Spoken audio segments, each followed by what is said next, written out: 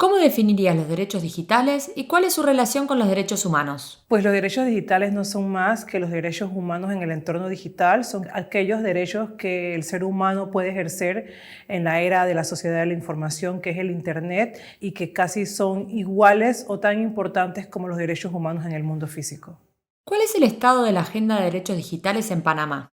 Pues me parece que el estado de la agenda de derechos digitales en Panamá todavía es bastante incipiente. Se está comenzando a hablar de la libertad de expresión, de la privacidad y de todos estos derechos humanos fundamentales del individuo en el mundo digital. Es una agenda que principalmente está liderada por la sociedad civil y que poco a poco los hacedores de políticas públicas y otros órganos del Estado están involucrando un poco en el tema, pero todavía hace falta mucho por desarrollar y sobre todo por concientizar y que te den cuenta de que son tan importantes los derechos digitales como el resto de derechos que pertenecen a la colectividad panameña. ¿Cuál es el estado de la agenda de derechos digitales en la región?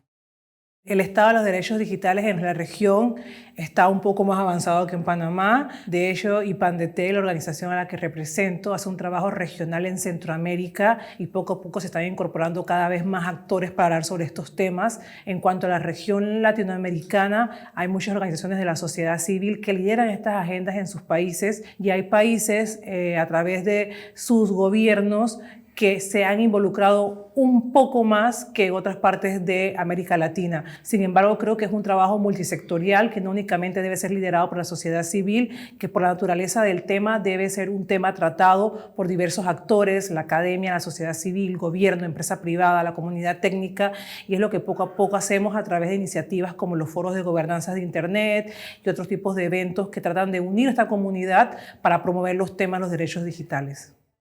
¿Cómo están trabajando los gobiernos para la protección de estos derechos y qué deberían hacer?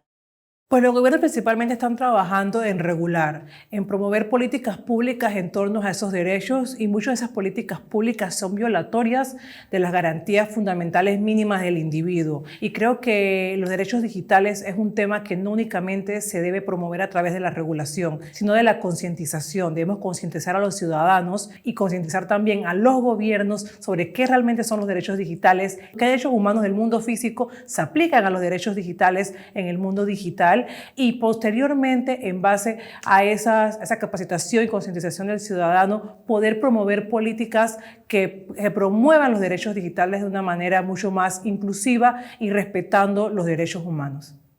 ¿Cuáles deberían ser las características de una gobernanza democrática de datos en América Latina? Pues me parece que las principales características de una gobernanza de datos en América Latina es participativa, abierta e inclusiva, con una participación de los diferentes sectores, que realmente los datos sean abiertos y que puedan ser utilizados por todos, todas y todes para los fines que queramos, ya sea para los fines empresariales, académicos, de la sociedad civil, e inclusiva porque se debe tomar en cuenta otros actores, sobre todo aquellas minorías menos favorecidas, las cuales muchas veces en estos análisis de datos se encuentran carentes y no hay estadísticas o información sobre ellas. ¿Se puede pensar en mecanismos regionales para impulsar la agenda de derechos digitales? ¿Hay otras experiencias que puedan tomarse de ejemplo? Por supuesto, hay muchos mecanismos regionales en materia de derechos digitales actualmente. Existe una red de organizaciones de la sociedad civil llamada Al Sur, conformada por diversas organizaciones de la sociedad civil de América Latina y el Caribe, que tratan de promover estas temáticas desde sus diferentes espacios y países. Igualmente están los foros de gobernanza de Internet, que se realizan en la mayoría de países de América Latina, se realizan a nivel regional en América Latina y el Caribe y a nivel global, y actualmente se está trabajando en una consulta pública del Pacto Mundial Digital de Cooperación liderado por Naciones Unidas y en la cual se procuraría que el Internet y los derechos digitales sean realmente abiertos, libres, universales e inclusivos para todas y todos. ¿Cómo ves el rol de las organizaciones de la sociedad civil?